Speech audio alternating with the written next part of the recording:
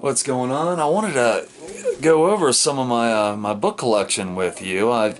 Throughout the last couple of years, I've bought a lot of old vintage books on eBay. Sometimes I find some in used bookstores. Every now and then you can find good deals.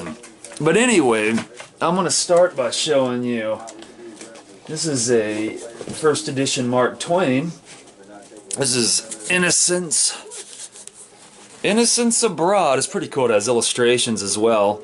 And of course, it's not as valuable as if you had a Mark Twain first edition Huckleberry Finn or Tom Sawyer, or one of his more notable pieces of literature. But nevertheless, still cool to have a Mark Twain,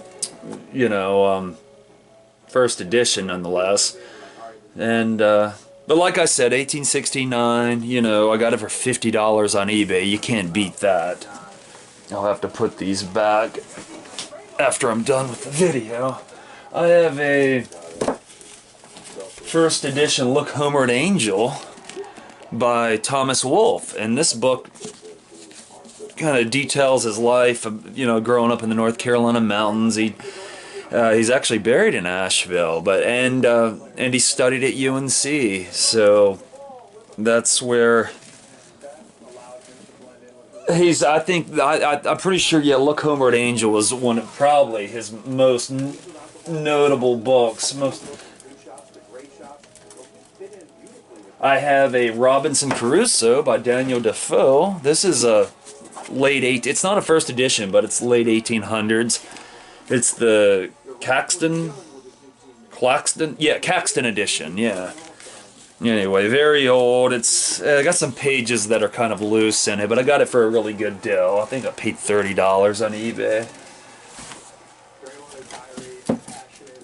I have a Edgar Allan Poe. I have Edgar Allan Poe, the Raven edition. This is 1903, not a first edition, but still old and has a cool front cover.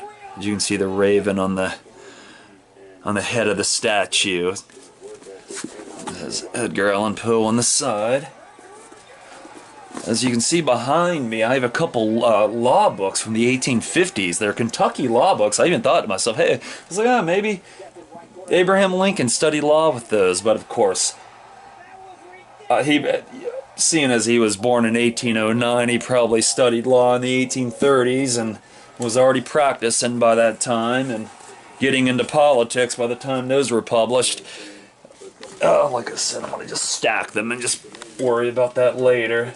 I have some of my college books. I have my sociology and my theater book.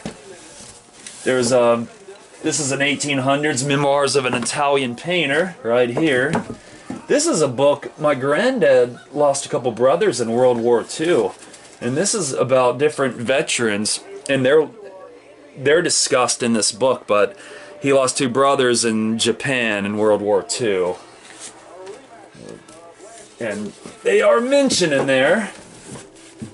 This is a book my great-grandmother wrote called How Long the Heart Remembers. Her name is Mary Hollingsworth. She wrote this in 1975. She passed away in 85. And it kind of, she discusses her growing up in the early 1900s in the Georgia mountains. About it kind of reminds me of Little House on the Prairie. She discusses different presidents that would have been in office during her childhood, seeing an automobile for the first time, the little church that she'd go to, and just life growing up, kind of life growing up in the Georgia mountain prairie, I guess you could say. I have this is a book I got when I went over. I did a video on the old Masonic Lodge in Hillsborough, North Carolina. And anyway, this is it's the old Eagle Lodge. It was built in 1823, and as you can see, the G and the compass on it. And this is the history of the lodge, and it discusses all the master masons that that the lodges had throughout the years. And the master mason was nice enough to give me a tour of the lodge, so that was really cool. But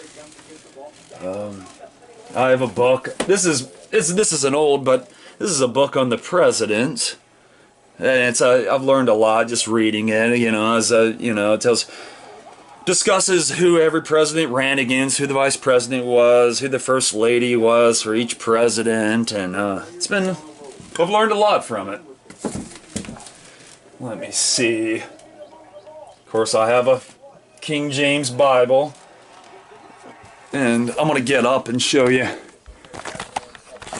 Let's see. I'm a big Charles Bukowski fan, so I have a lot of his books. They're not first editions, but I have The Electric Kool-Aid Acid Test by Tom Wolfe. That's, of course, a different Tom Wolfe than the Thomas Wolfe I discussed earlier in the video. I have some Chuck Palahniuk books. Of course, he was the author of Fight Club, and he's written other great novels.